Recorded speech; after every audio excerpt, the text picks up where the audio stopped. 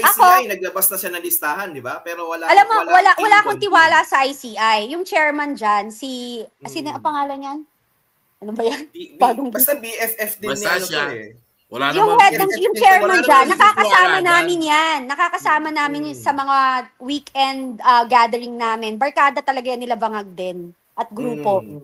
So ako, I was expecting more for him, and sana talagang gawin niya, pero right now may doubt ako. Una, may nagsabi sa akin. Diba may mga nagtanong, bakit daw umalis ang tawag dito, ang Diskaya sa ICI at ayaw nang makipag-cooperate. Ang sabi ng puting bubuyog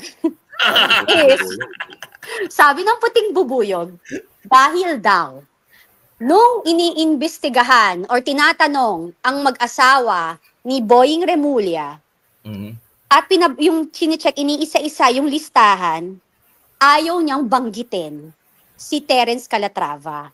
Lagpasan. Ang gusto niya, si Romulo. Ang sagot kasi niya, wag nating wag nating banggitin kasi kabrad ko si Martin Romualdez. Di ba ano yan? BFF nila rin yan? Ng asawa ni si Terence Calatrava? Hindi BFF, kamag-anak. Kamag-anak pala. Yung asawa ni Terence Calatrava is kapatid ata ni Yeda Romualdez. Blood relation sa asawa ni Tambi. So siya yung number 1 sa list. Ang gusto nila, si Romulo ang tinarget muna. And guess what?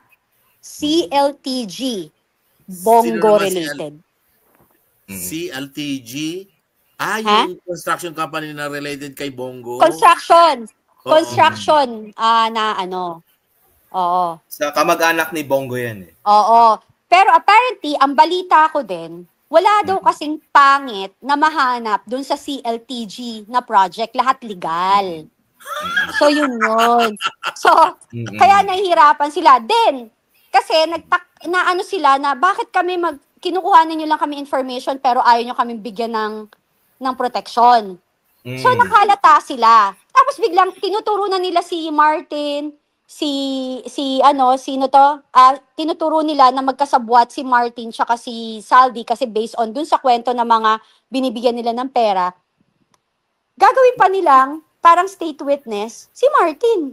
Kalokohan na to. Di ba?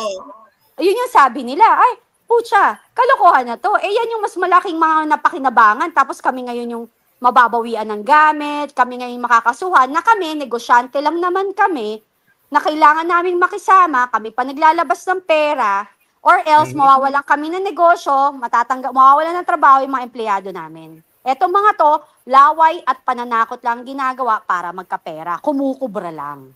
'Di ba? So, ganon. Grabe, no? The name that cannot be mentioned. Banggitin na natin, binabanggit. 'Di ba? Look, Toby Tiangco, Kong Toby Tiangco, mention it. Lately, may nilabas si Kong Toby Tiangco. Sinabi niya na nagkakaproblema. Binanggit niya sila Congressman Suarez and others na sinasabi niya na nagkaproblema daw kasi for later release, yung may budget na for later release, hindi raw pwedeng ganon. Kasi ipinangako na daw yon. I'll send you the interview. Pinangako na raw yung perang yon dun sa mga pumirma for impeachment ni BP Sara. Nilabas yan. Bago interview niya yan. Diba? Alam mo, basically, yung tropa sa Quadcom, yan yung mga taong involved sa problemang to eh. Alam mo, andali lang yan eh. Diba, yung may call si Senator Marcoleta, ilabas ng DPWH ang allocation na budget. Ganun din sa Congress. Ilabas nyo ang listahan ninyo. Sino? Maganda yon.